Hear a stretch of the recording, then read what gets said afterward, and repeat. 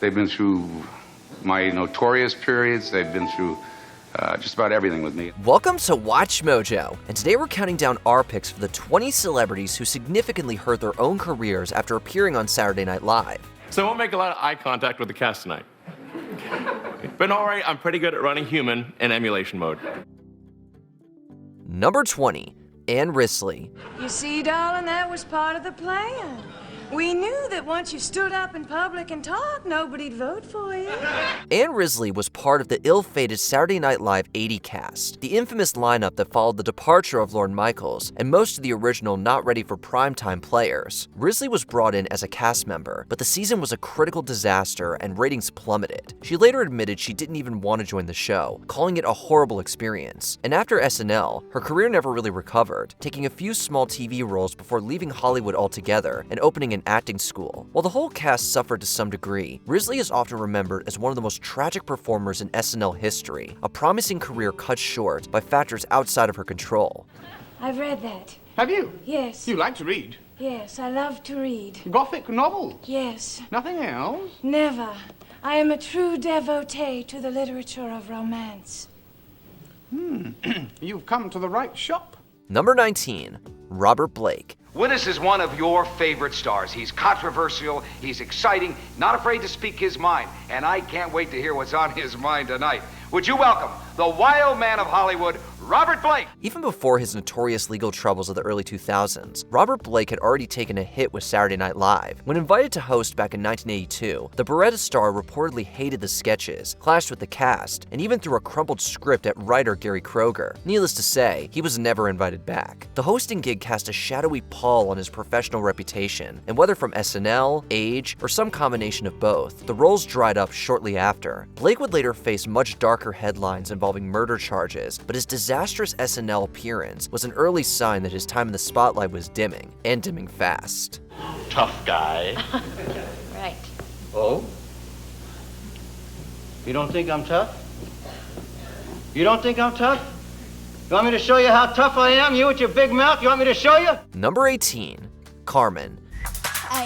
Is it time? Green light, egotistic battle cry. I was right, you was wrong, called you out, finished strong. In the early 2010s, Karmin was a YouTube sensation turned major label pop act, known for their rapid-fire covers and upbeat tracks. But when they performed on SNL in 2012, the duo's quirky, internet-polished style just didn't translate to live TV. Critics panned the performance as awkward and forced, with many calling it one of the weakest musical segments in the show's history. Now, that's rough. The backlash was brutal, and Karmin's mainstream career basically vanished overnight. Despite reinventing themselves later under a new name, Karmin never reached the level of fame that their viral videos promised. Sometimes, the big stage just isn't the right stage.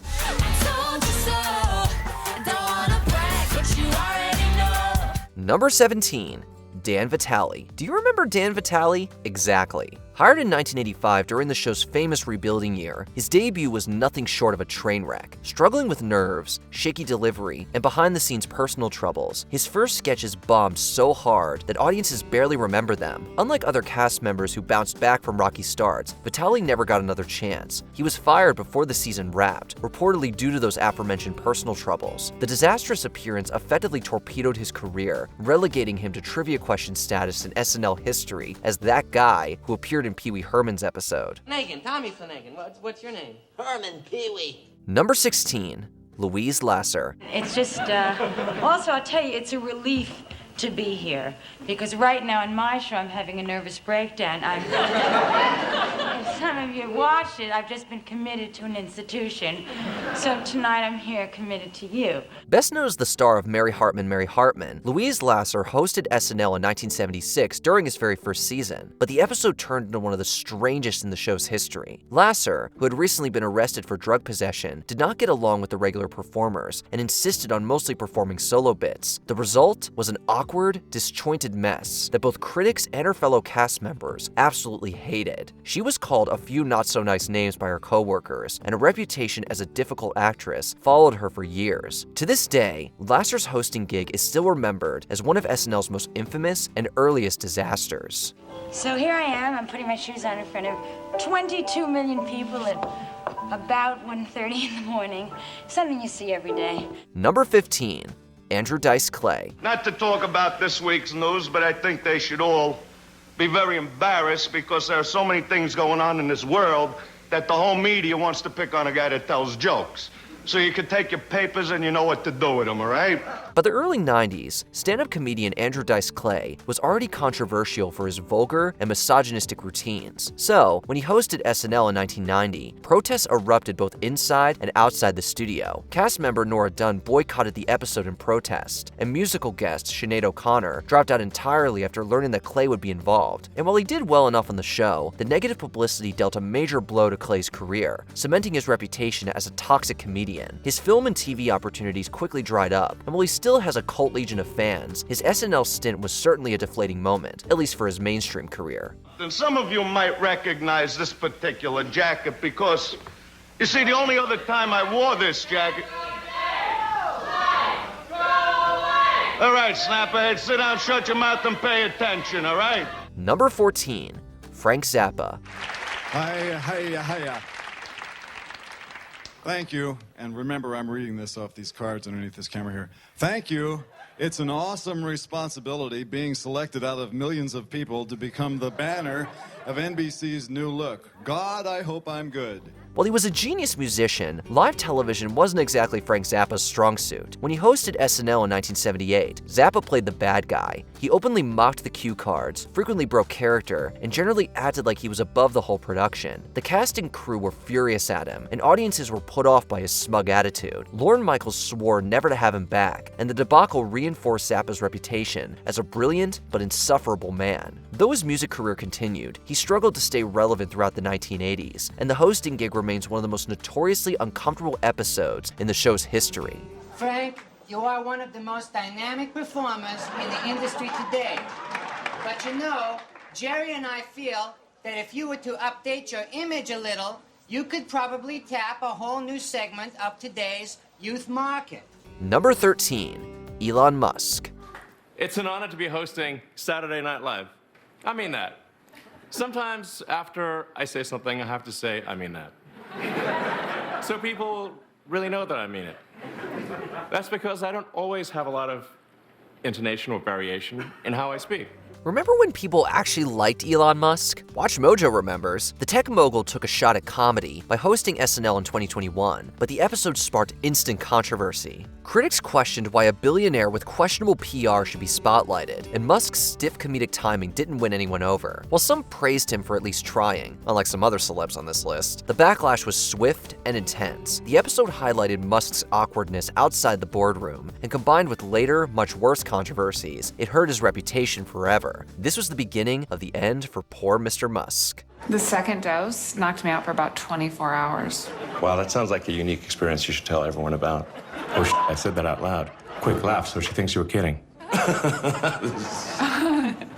I'll f***ing kill you. Number 12, Chevy Chase. And your host, Chevy Chase. He might have been SNL's first breakout star, but Chevy Chase's repeated return to hosting was nothing short of disastrous. Known behind the scenes as one of the most difficult celebrities to work with, Chase has reportedly insulted cast members, made racist jokes, and burned bridges every time he went back to the show. His gig on February 15, 1997 was especially rough. And for many, that was the absolute last straw. Chase's career soon went into decline following the episode, with his reputation as a comedy legend overshadowed by his reputation as an unfathomable jerk. He made a brief resurgence on Community, but he even managed to ruin that. It's no wonder he's basically persona non grata at 30 Rock. I'm also a Toastmaster, so perhaps I should do the introduction. Definitely. All right, you already know Brittles. Britta? Abed the Arab.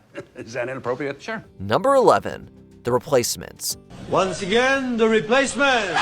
When The Replacements performed on SNL in 1986, they were posed to be America's next great rock band. Instead, the famously rowdy group lived up to their reputation, showing up drunk, swearing on live TV, and sloppily tearing through their songs. It's therefore no surprise to hear that the bigwigs were not happy, and the band was never asked to return. The incident also fed into their image as self-saboteurs, and while critics generally loved their music, the mainstream success that seemed just within reach slipped away forever. Their SNL gig has gone down as one of the ultimate examples of a band blowing their big break, and for all of us to see.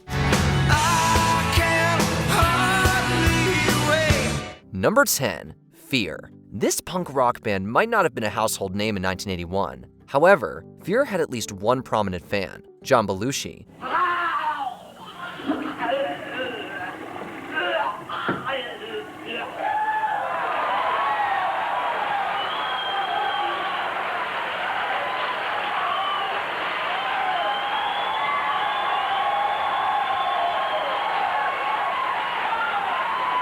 When Belushi returned in what would ultimately be his final SNL appearance, he was adamant that Fear be the musical guest, with slam dancers. The performance got out of control, with one of their songs being cut short. It was rumored that a riot broke out with thousands of dollars in property damage. Hollywood Boulevard, welfare hotel, and I spent the night in jail, in the Wilcox Hotel.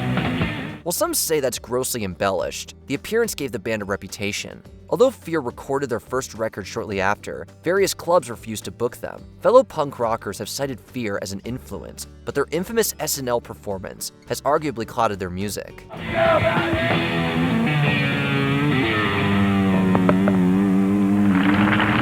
Number 9. Jenny Slate. This stand-up joined SNL during its 35th season. Jenny Slate immediately left an impression, although not in the ideal way. Welcome to Biker Chick Chat. I'm Dawn. I do me.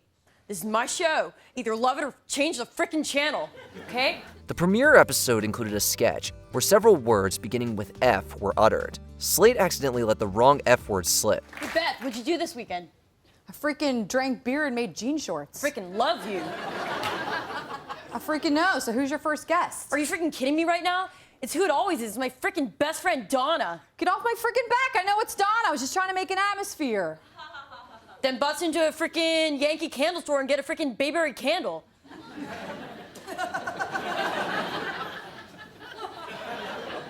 You know what? She did her best not to break character, but the moment still felt like a slow-motion train wreck. While Slate remained with SNL for a season, it almost seemed as if she were in the penalty box, with few other sketches showcasing her talent. Nevertheless, Slate claims the F-bomb isn't solely why she was let go from SNL, saying it just wasn't the right fit. What seemed like her big break was a setback, but Slate soon found acclaim in film and television. On behalf of me, my freaking best friend Donna, and my mom's freaking best friend Beth, you just do you and we're gonna be fine. I freaking love you. I freaking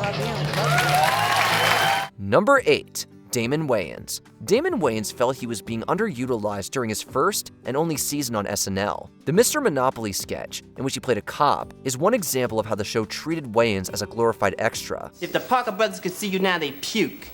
Why you ain't in jail, Miss... Oh, that's right, you Mr. Monopoly.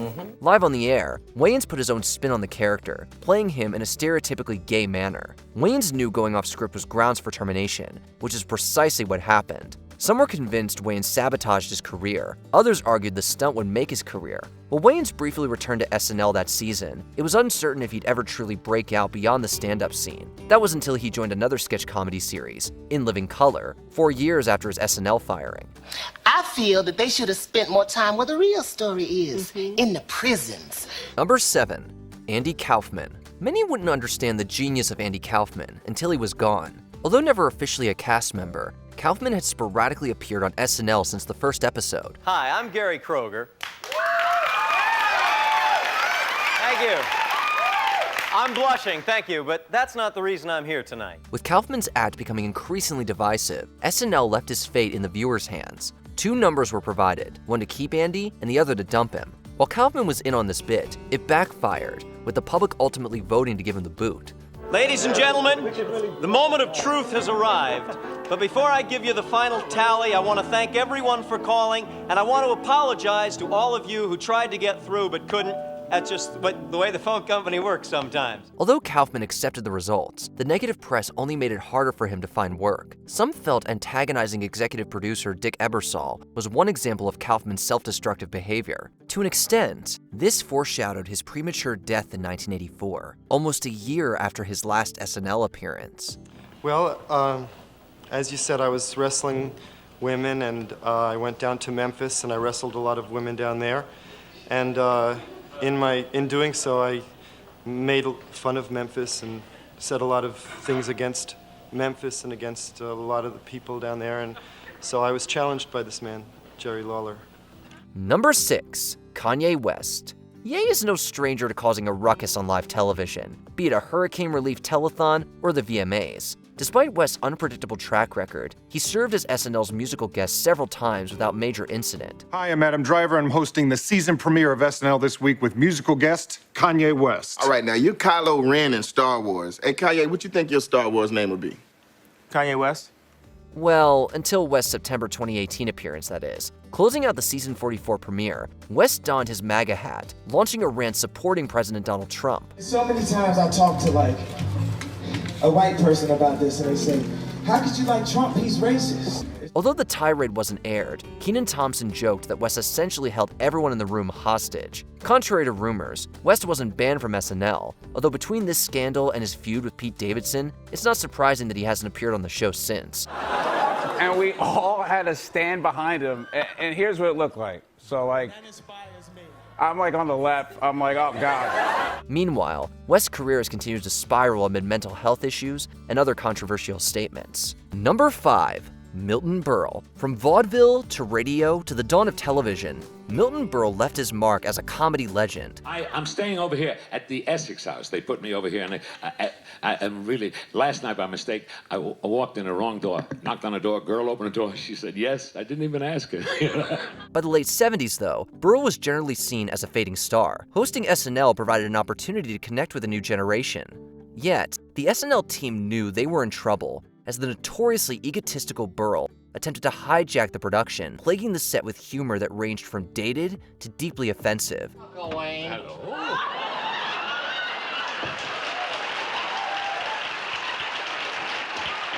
How you doing? Good to see you. I'm sorry I was late. You see, when I was walking out of the supermarket, the security guard stopped me. Berle proved so self-congratulatory that he guaranteed a standing ovation for his performance of September Song, although Lorne Michaels claims only about 10 stood up. Not only was he banned from SNL, but his appearance seemingly proved something everyone other than Berle knew. His time in the spotlight had come and gone. I have 2 stars on the Walk of Fame. Oh yeah, who gives a shit? I once held 97% of America's television viewing audience. Number 4. Charles Rocket. With the exit of Lorne Michaels and the original cast, SNL Season 6 desperately needed a life preserver. The season found his saving grace in Eddie Murphy, although executive producer Gene Dumanian expected Charles Rocket to be the show's latest breakout. Central Park, a veritable oasis in the heart of New York City. Acres and acres of places to have fun and places to be the victim of a crime. Hi, Charles Rocket. Ironically, Rocket would be Dumanian's undoing. After Rocket dropped an F-bomb during a 1981 taping, director Dave Wilson thought it might be the end of live television. I was right there watching when he did it on the air, and we all didn't want him to do it. You know, he had done it. He did it on purpose. It wasn't, but Dumanian was swiftly replaced with Dick Ebersol, who opted not to bring back Rocket or several others for the following season. Between his SNL firing and self-inflicted death in 2005, Rocket found work as a supporting player in projects like Dumb and Dumber. Oh, don't play dumb with me, asshole. I'm the rightful owner of that briefcase that you've been carrying around. Oh, well. He never became the superstar that Dumanian envisioned, however. Number 3. Sinead O'Connor. Sinead O'Connor was perhaps even more well-known for her outspoken political and social views than her music. The late singer's legacy has been overshadowed by her 1992 SNL appearance. Following a performance of Bob Marley's War, O'Connor tore a photograph of Pope John Paul II, vaguely encouraging the audience to fight the real enemy. In the victory of good over evil. She later elaborated, accusing the Catholic Church of abuse. While O'Connor expressed no regrets, her protest received a whirlwind of criticism that followed her like a storm cloud. As more accusations surrounding the church came to light and were addressed by the Pope himself, people began to reevaluate how O'Connor was treated. Some at SNL even called her brave, although this reappraisal was largely reserved for after she died in 2023. At least when I studied the history, I found out that the people who were responsible for telling lies in the first place were the Vatican, who, through permitting the invasion of countries and the destruction and murder of entire races of people, Number 2. Steven Seagal. Once among the biggest action stars in the world, Steven Seagal is now primarily known for being the worst SNL host ever. That's not just our opinion. Lorne Michaels and multiple cast members have cited Seagal as the most hated host in SNL history. When he came in, we wrote it, we did it at read-through, and all of it was them making fun of Steven. Like, Right. Arnold is stronger than you. He could flick you with your little baby finger and you would fly across the room and land in your own baby poop. Seagal didn't earn his title simply because he wasn't funny, or because his range is incredibly limited, although both are fair assessments. Above all else, Seagal came off as a jerk who was not only incapable of taking a joke, but seemed baffled by the sheer notion of humor. And he said, if I do this sketch, if I do it. And they want to fight him. Hey, we'll take you on. He goes, if I do it, I have to beat them up. Although Seagal continued to make movies, some more successful than others, his star eventually plummeted. SNL was all too happy to revel in his downfall, getting the last laugh. Oh, honey, hi. Hey, look, this is Jennifer's date, Doug. This is Jennifer's dad. Mr. Novak? I think this kid needs an ashtray. Before we continue, be sure to subscribe to our channel and ring the bell to get notified about our latest videos. You have the option to be notified for occasional videos or all of them. If you're on your phone, make sure you go into your settings and switch on notifications. Number 1. Ashlee Simpson. On a Monday, I am waiting. Tuesday, I am fading. Before 2004, this pop singer was best known as Jessica Simpson's little sister. Ever since then, Ashlee Simpson has been the one who got caught lip-syncing on SNL. At the time, it appeared Simpson's career was at a turning point with Pieces of Me making it onto the Billboard Hot 100. Simpson performed the song on SNL, although the audience grew confused when Pieces of Me started playing again during her second set. On a Monday, I am waiting. Tuesday, I am fading. Simpson looked equally bewildered, as Autobiography was supposed to play. Jigging off stage, Simpson later explained she was losing her voice. Pieces of me.